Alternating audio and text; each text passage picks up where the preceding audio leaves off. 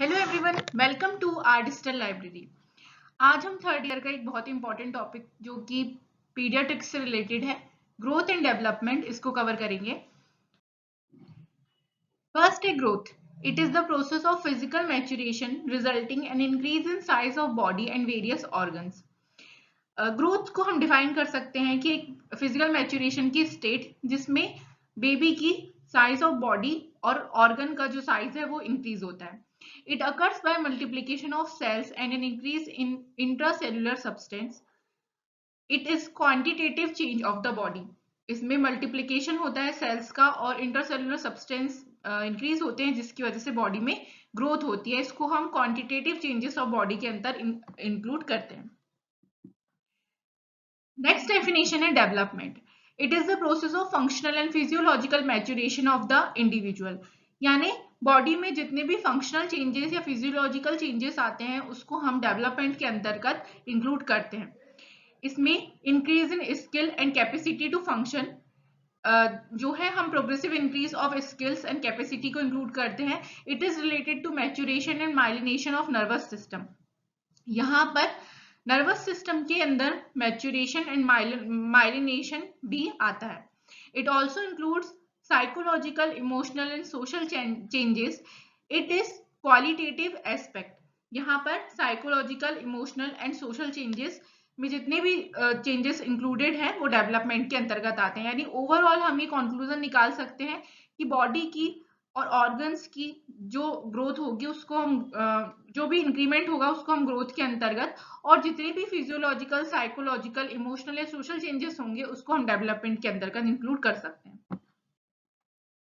Next है principle of growth and development. इसके अंतर्गत तीन प्रिंसिपल्स आते हैं: cephalocaudal direction, proximodistal direction and general to specific. First है cephalocaudal direction. Generally human babies में या ह्यूमन में सिफेलोकॉर्डल डायरेक्शन की ग्रोथ देखी जाती है। The process of cephalocaudal direction from head down to tail. यहाँ पर जो ग्रोथ है वो हेड से टेल की तरफ होती है। This means that improvement in structure and functions comes first in head region, then in trunk and last in the leg region. मतलब जितना भी डेवलपमेंट है वो सबसे पहले हेड रीजन से, देन ट्रंक या बॉडी का मिडिल पार्ट, देन लास्ट में लेग रीजन तक से इनिशिएट होगा। नेक्स्ट होता है proximodistal direction. The process in proximodistal direction from centre to mid line to periphery direction.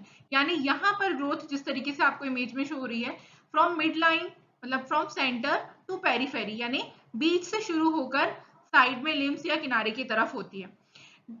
Development proceed from near to far outward from central axis of the body towards the extremities। यहाँ पर near to far यानी from central axis या फिर mid line से extremities तक जो growth है वो होती है, उसको हम proximo-distal direction बोलते हैं।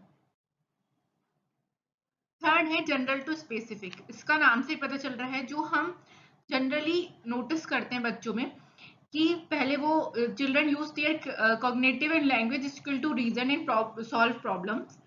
Children at first are able to hold the big things by using both arms. In the next part, able to hold things in a single hand, then only able to pick small objects like peas and cereals.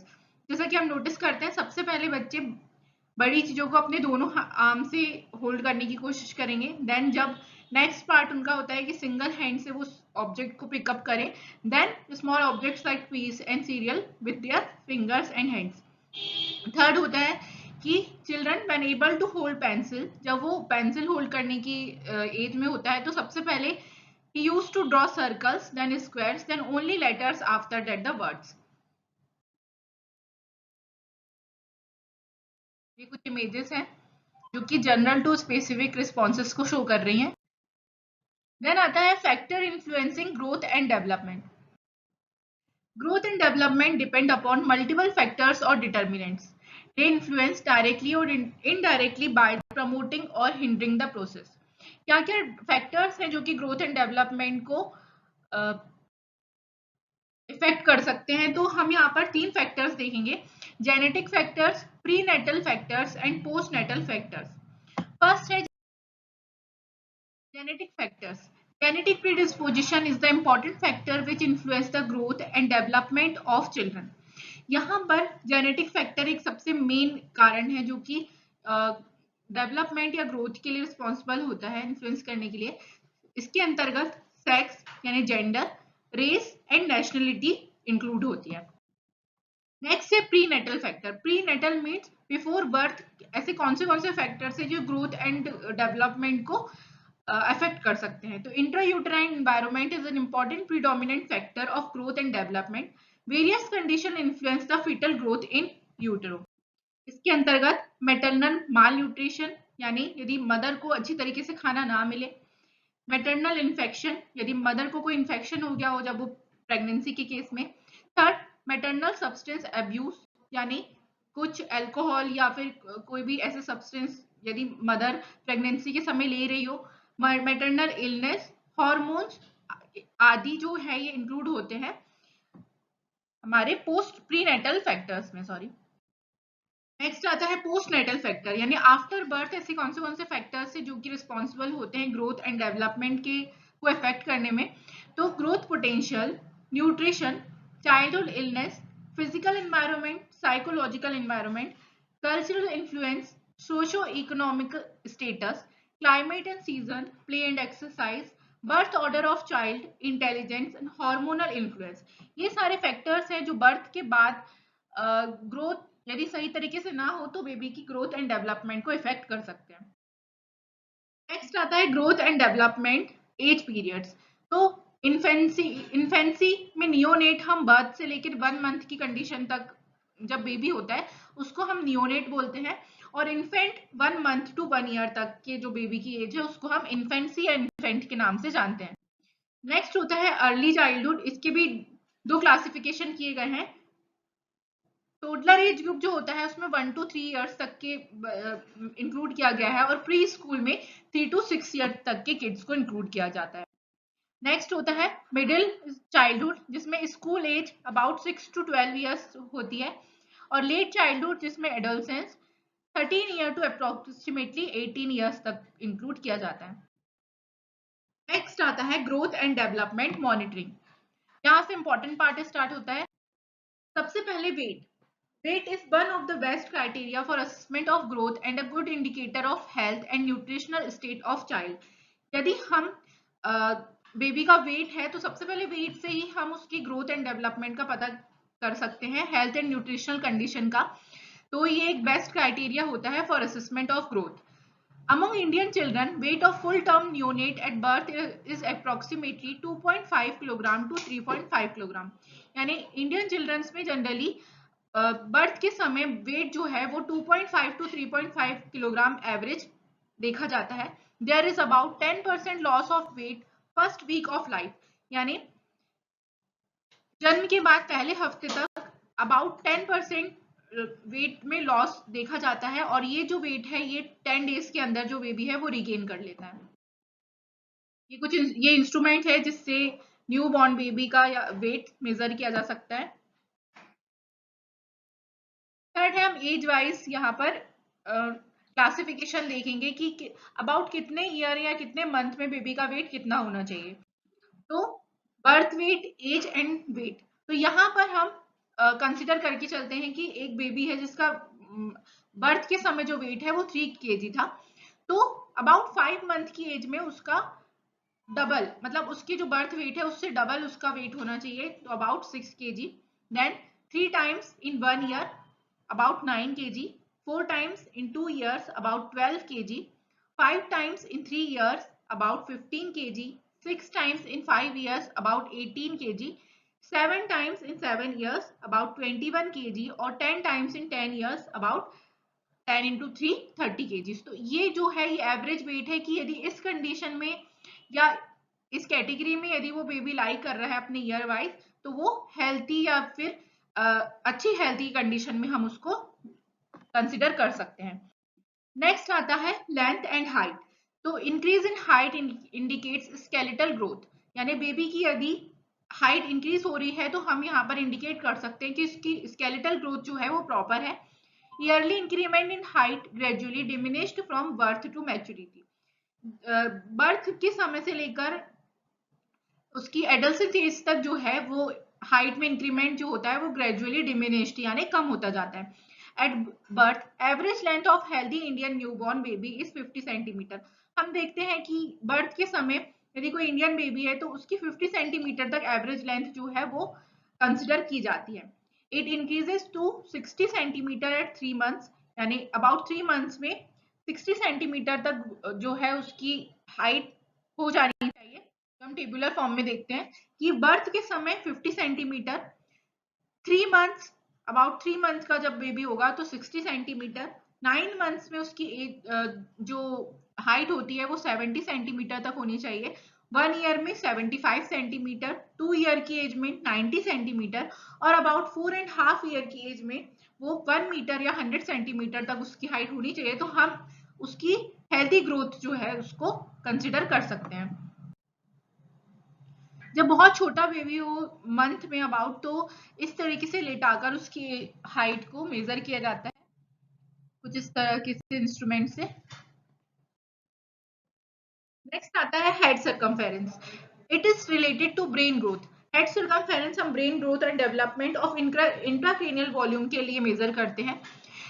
Average head circumference measured about 35 centimeter at birth, यानी birth के समय baby का head circumference about 35 centimeter का measure किया जाता है। तो इसमें हम उसको हेल्दी बेबी या हेल्दी ग्रोथ की कंडीशन में रख सकते हैं।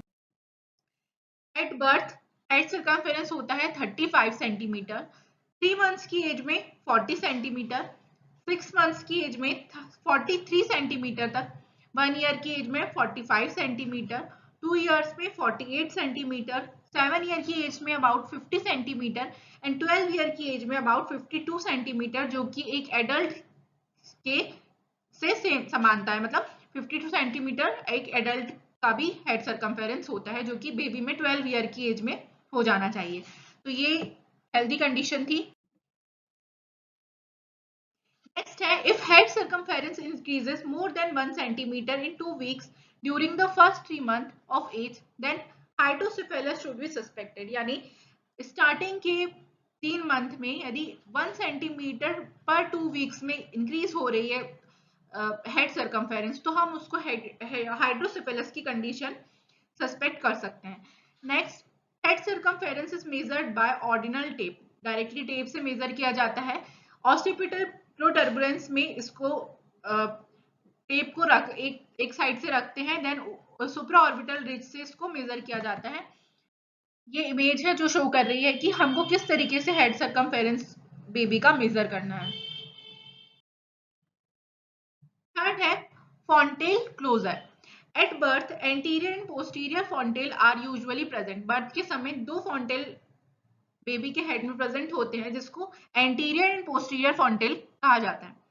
Posterior fontanel closes early few weeks, यानी अबाउट 6 to 8 वीक की एज में पोस्टीरियर फॉन्टेल जो है वो क्लोज हो जाता है, और एंटीरियर फॉन्टेल को क्लोज होने में अबाउट 12 से 18 मंथ ऑफ एज जो है लग जाते हैं, यानी 1 साल का अबाउट टाइम लग जाता है।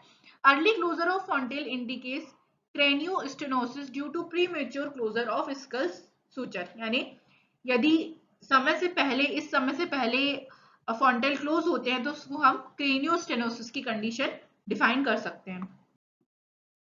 ये शो हो रहा है इमेज में कि फॉन्टेल है बेबी के हेड में प्रेजेंट।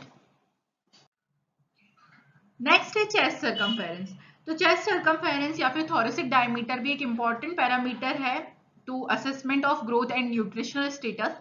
बर्थ के समय हेड सर्कमफेरेंस जो है वो अबाउट 2 to 3 सेंटीमीटर ज्यादा होता है, यानी चेस्ट सर्कमफेरेंस हेड सर्कमफेरेंस से कम होगा at birth. At 6 to 12 months of age दोनों बराबर हो जाते हैं। Head and chest circumference about 6 से 12 महीने की एज में दोनों इक्वल हो जाएंगे। After first year of age, यानी 1 साल के बाद, चेस्ट सर्कमफेरेंस हेड सर्कमफेरेंस से अबाउट 2.5 सेंटीमीटर ज्यादा होता है। एंड एज ऑफ 5 ईयर जो it is about 5 centimetre larger than head circumference, यानी अबाउट 5 ईयर की एज तक 5 सेंटीमीटर ज्यादा होता है chest circumference compare to head circumference. Chest circumference measured by placing the tape around the chest. हम chest में at the level of nipple tape को रखते हैं और इंस्पिरेशन और एक्सपिरेशन के बीच में हमें चेस्ट सर्कमफेरेंस को मेजर करना होता है। ये इमेज है जो शो कर रही है एक बेबी का चेस्ट सर्कमफेरेंस हम मेजर कर रहे हैं with the help of tape. Next है मिड अपर आर्म सर्कमफेरेंस यानी MUAC। This measurement help to assess the nutritional status of younger children. इसकी सहायता से भी हम चिल्ड्रन में न्यूट्रिशनल स्टेटस को मेजर कर सकते हैं। There is growth due to inadequate nutrition which can be simple particle and useful measurement. कुछ इस तरीके से आर्म में हम टेप को रखकर और मेजर करते हैं। Next the average MUAC at birth is 11 to 12 centimetre यानी बर्थ के समय एवरेज जो मिड अपर आर्म सर्कमफेरेंस है वो 11 to 12 सेंटीमीटर होता है। देन 1 ईयर की एज तक जाते जाते तक ये 12 to 16 सेंटीमीटर हो जाता है। At about 1 to 5 year of age it is 16 to 17 centimetre and at 12 year of age it is 17 to 18 centimeter and at 15 year of age it is about 20 to 21 centimeter. Next है assessment of development. Normal development is a complex process and has a multitude of facets. However, it is convenient to understand and assess development under the following domains.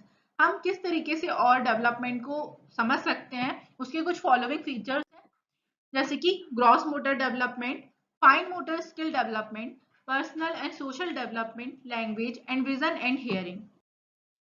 Next है gross motor development. Motor development progress in an orderly sequence to ultimate attainment of locomotion and more complex motor task thereafter. यानी motor development एक orderly sequence follow करता है for the process of locomotion and complex motor skills. ये table है जो show कर रही है कि gross motor development milestone age wise. About 3 month की एज में बेबी के अंदर इतनी कैपेबिलिटी हो जाती है कि वो नेक होल्डिंग कर सके। अबाउट 5 मंथ की एज में वो अपनी जगह पर रोल ओवर कर सकता है। 6 मंथ की एज में विद सपोर्ट वो बैठ सकता है एक जगह पर। 8 मंथ सिटिंग विदाउट सपोर्ट यानी विदाउट सपोर्ट उसके अंदर कैपेबिलिटी होती है कि वो एक जगह पर बैठा रह सके। About 9 month of age standing holding on with support यानी किसी एक ऑब्जेक्ट को पकड़कर वो अपनी जगह पर खड़ा हो सकता है। About 12 month of age creep well stand without support यानी बिना सपोर्ट के भी वो एक जगह पर खड़ा हो सकता है।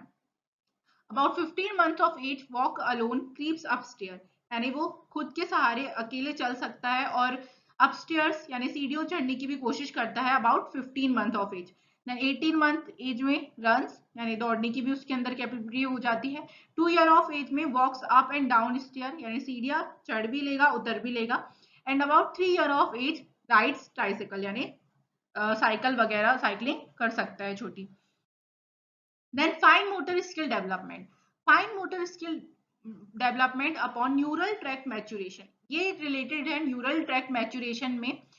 इसके अंतर्गत fine sensory motor adjustment include किए जाते हैं जैसे कि eye coordination, hand eye coordination, hand to mouth coordination, hand skill as finger thumb opposition, grasping, dressing etcetera. तो कुछ फाइन मोटर डेवलपमेंट बताए गए हैं। 4 मंथ की एज में जो बेबी है वो ग्रैस्प रेटल यानी अपने हाथ से जो झुंझुना वगैरह ऐसे जो खेलने के सामान होते हैं उसको या फिर जो रिंग होती है उसको अपने हाथ से पकड़ने की कोशिश कर लेता है। अबाउट 5 मंथ ऑफ एज में वो किसी ऑब्जेक्ट तक पहुंचकर उसको अपने दोनों हाथ से पकड़ लेता है यानी किसी जैसे कोई भी रिंग है कोई भी ऑब्जेक्ट है उसको अपने दोनों हैंड से होल्ड करने की कैपेबिलिटी उसके अंदर होती है। इसको बाइडेक्स्ट्रस ग्रैस्प बोलते हैं। अबाउट 7 मंथ की एज में holding object with crude grasp from palm यानी अपनी एक हथेली से किसी भी ऑब्जेक्ट को होल्ड करने की कोशिश करेगा उसको बोलते हैं पाल्मर ग्रैस्प। देन 9 मंथ की एज में उसके अंदर इतनी कैपेबिलिटी हो जाती है कि वो कोई भी छोटे ऑब्जेक्ट को अपनी इंडेक्स फिंगर एंड थंब के बीच से पिंस आउट कर ले उसको हम पिंसर ग्रैस्प बोलते हैं। ये कुछ इमेजेस शो कर रही हैं बाइडेक्स्ट्रस ग्रैस्प जिसमें दोनों हाथों से बेबी एक रिंग को होल्ड कर रहा है। देन पाल्मर ग्रैस्प जिसमें एक हाथ से मुट्ठी से जो है वो ऑब्जेक्ट को होल्ड करता है एंड पिंसर ग्रैस्प जिसमें इंडेक्स फिंगर एंड थंब की हेल्प से किसी भी छोटे ऑब्जेक्ट को बेबी होल्ड कर सकता है। नेक्स्ट है personal and social development. Personal and social development include personal reaction to his social and cultural situation with neuromotor maturity and environment stimulation. इसका मतलब है कि यहाँ पर बेबी के अंदर इतनी कैपेबिलिटी हो जाती है कि वो अपने आसपास की सराउंडिंग को देखकर रिएक्ट कर सके. It is related to interpersonal and social skill as यहाँ पर हम social smile, recognition of mother, use of toys etcetera include कर सकते हैं. कुछ सोशल एंड एडेप्टिव माइलस्टोन्स बताए गए हैं, जैसे कि 2 मंथ की एज में बेबी के अंदर इतनी कैपेबिलिटी हो जाती है कि वो किसी व्यक्ति को देखकर एक स्माइल दे सके या स्माइल कर सके. अबाउट 3 मंथ ऑफ एज में वो अपनी मदर को रिकॉग्नाइज करने लगता है. अबाउट 6 मंथ ऑफ एज में स्माइल्स एट मिरर इमेज, यानी कुछ भी अपने आप को मिरर में देखेगा तो स्माइल करेगा.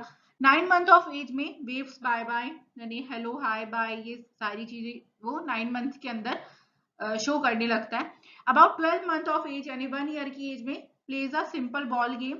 एंड अबाउट 36 मंथ्स यानी अबाउट 2 मंथ की एज, 2 ईयर की एज तक वो अपना जेंडर जानने लगता है कि I am a boy, I am a girl etcetera.